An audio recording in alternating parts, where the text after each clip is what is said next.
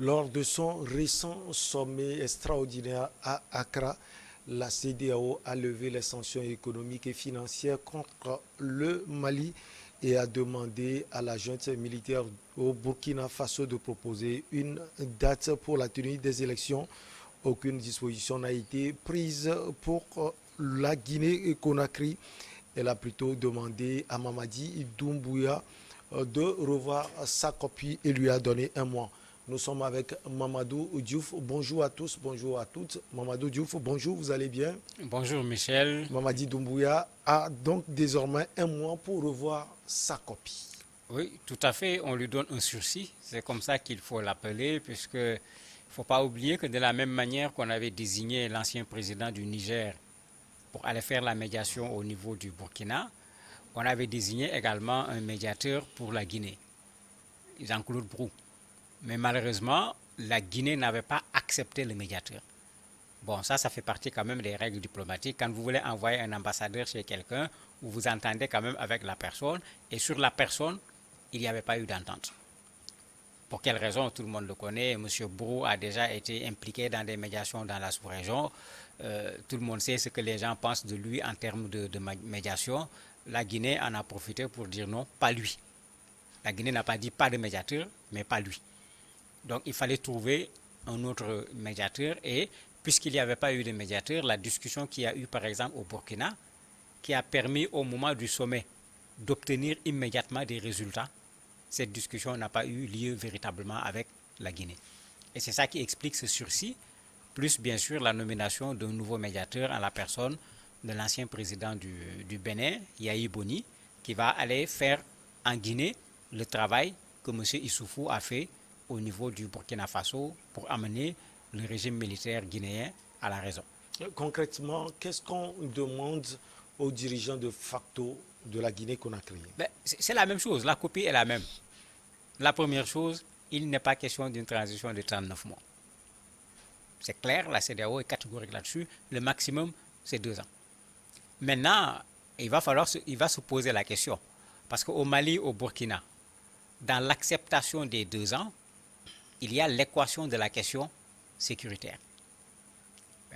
En Guinée, cette question sécuritaire ne se pose pas. Cette question sécuritaire ne se posant pas, est-ce que la CEDEAO ne va pas demander à la Guinée même moins que 2 ans? Parce que la Guinée a organisé des élections avec l'ancien président. Il y a eu certes des contestations, mais le cadre était là, etc. A priori, il est plus facile d'organiser des élections en Guinée que de les organiser au Mali ou au Burkina, où la question sécuritaire peut être une sorte d'entrave.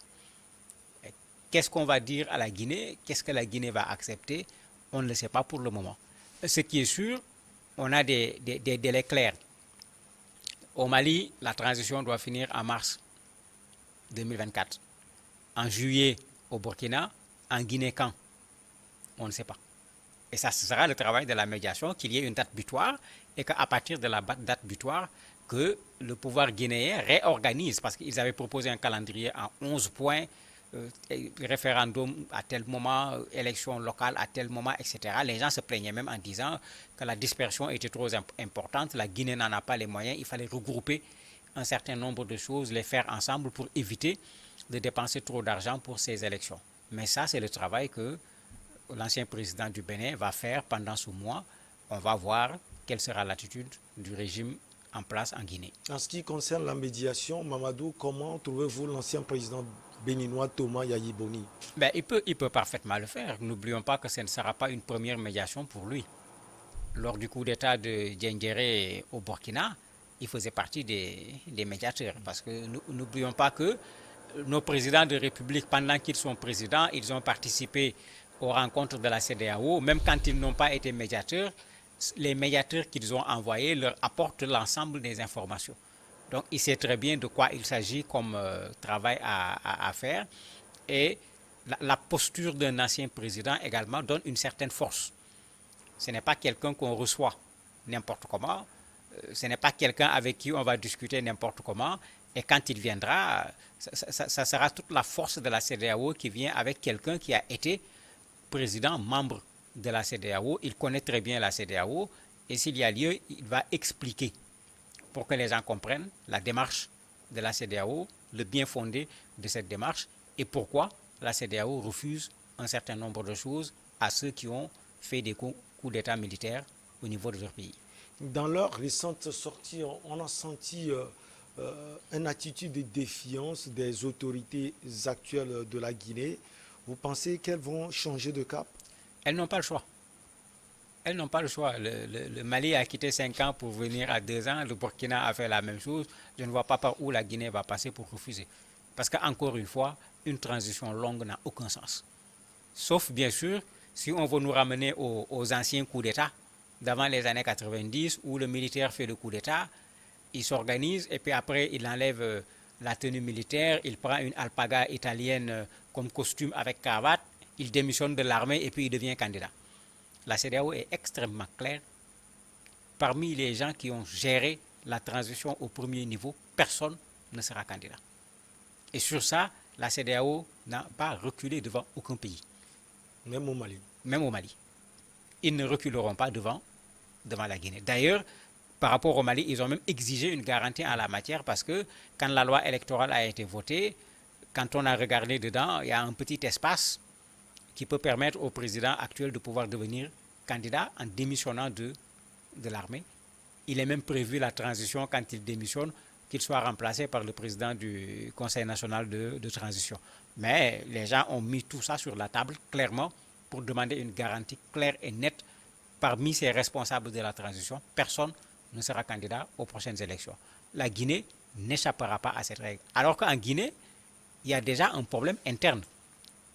Le Fonds pour la défense de la Constitution, l'opposition regroupée autour de l'ancien Premier ministre Seydou Dalein Diallo, mais ces gens étaient sur le point d'aller dans la rue. Ce n'est pas la CEDEAO qui les a empêchés, c'est une autorité religieuse qui était en train de faire la médiation puisque la date de la marche avait été annoncée, malgré que le pouvoir en place avait interdit toute manifestation jusqu'à ce que l'élection présidentielle se tienne. Donc à l'interne même, il faut dire clairement que Doumbouya n'est pas véritablement aujourd'hui dans le même agenda que son opposition et une partie de la société civile. Alors, pour certains analystes, la CEDEAO joue le jeu de l'opposition guinéenne et vice-versa. Mais non, la CEDEAO a très rarement, pour ne pas dire jamais, joué le rôle de l'opposition.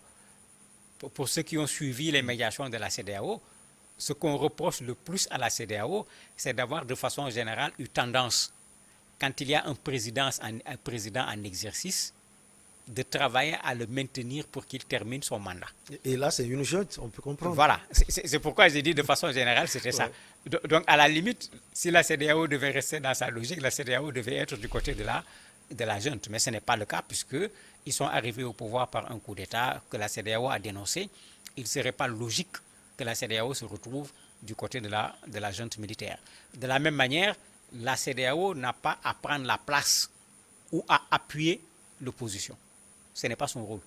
Parce que si la CEDEAO se met à prendre la place de l'opposition, s'il faut faire de la médiation quand il y aura des problèmes, comme il y en a déjà actuellement entre le pouvoir actuel, les hommes politiques, la société civile, la CEDEAO ne peut plus faire de la médiation. Alors que la CEDEAO, elle n'est pas là pour les chefs d'État seulement. Elle doit être là pour les peuples également, pour que, quand il y a des revendications des peuples, qu'ils puissent répondre, qu'ils puissent faire de la médiation. Ils l'ont tenté au Mali avec Ibeka, ça n'a pas marché. Ils sont allés rencontrer l'opposition, ils sont allés rencontrer le pouvoir, ils ont essayé d'aplanir, ça n'a pas marché, ça a abouti à un coup d'État.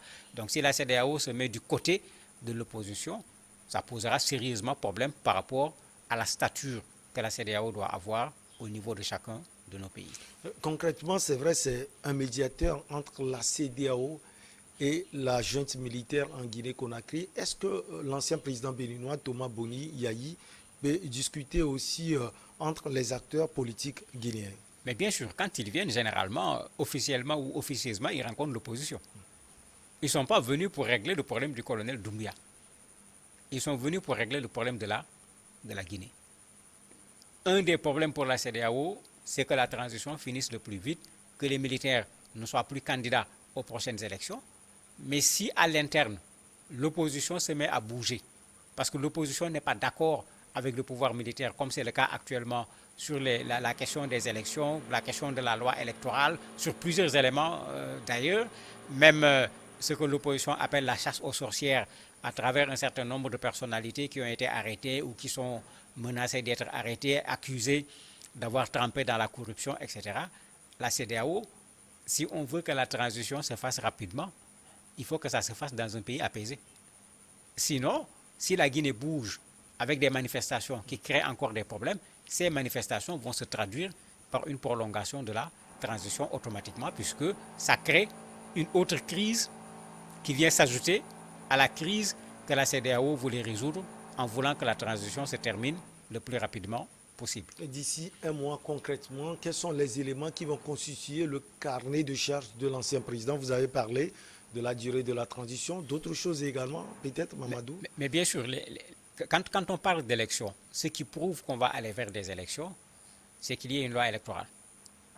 Non seulement une loi électorale, mais la CEDEAO demande que cette loi se fasse en discussion avec ceux qui sont partie prenante à ces élections.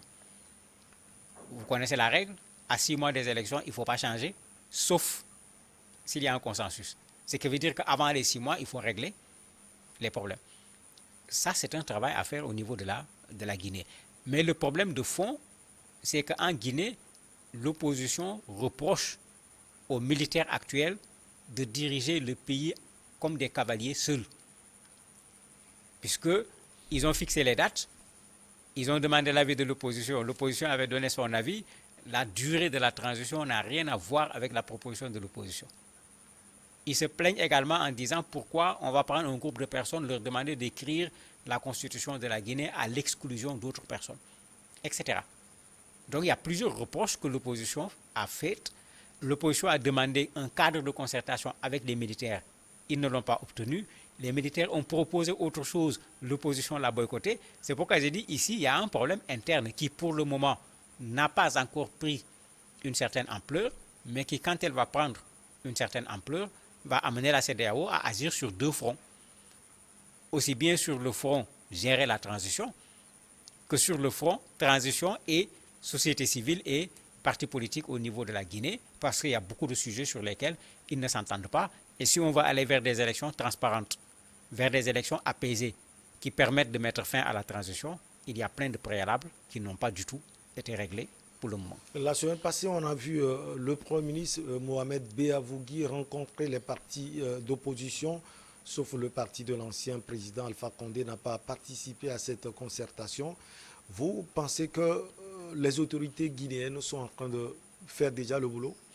C'est ce qu'il faut, puisque l'imam qui avait fait la démarche à l'endroit du Front de défense de la Constitution, c'est sur ça qu'il s'était engagé.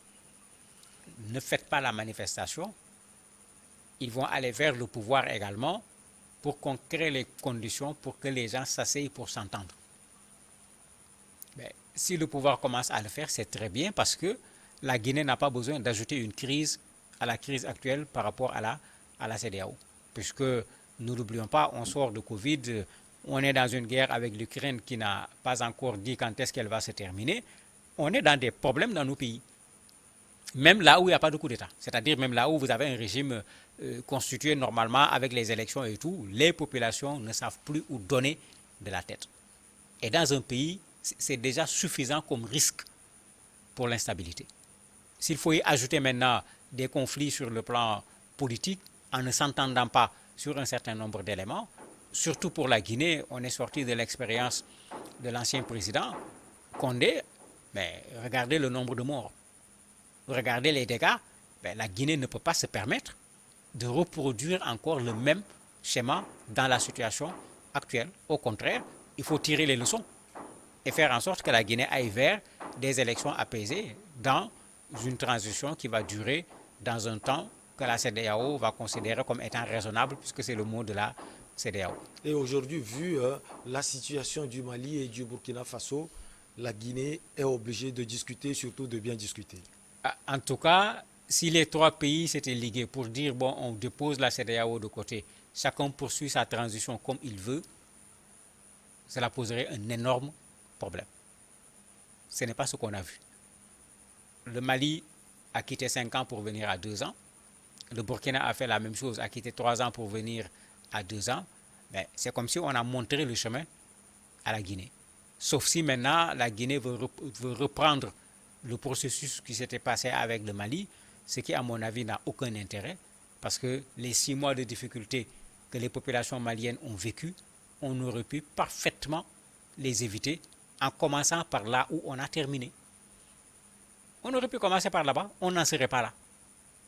Mais malheureusement, il y a eu un peu, comme le dit l'imam Diko, de l'arrogance par-ci, etc. On s'est retrouvé dans cette situation. Je crois que la Guinée va tirer la leçon de ce qui s'est passé au Mali.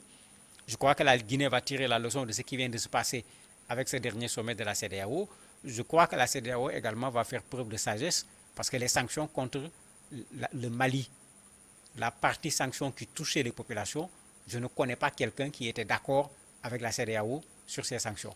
Alors que quand on fera les mêmes sanctions sur la Guinée, ça sera la même chose. C'est les populations guinéennes qui vont payer les pots cassés. Yahi Boni aura-t-il, selon vous, quelques soucis?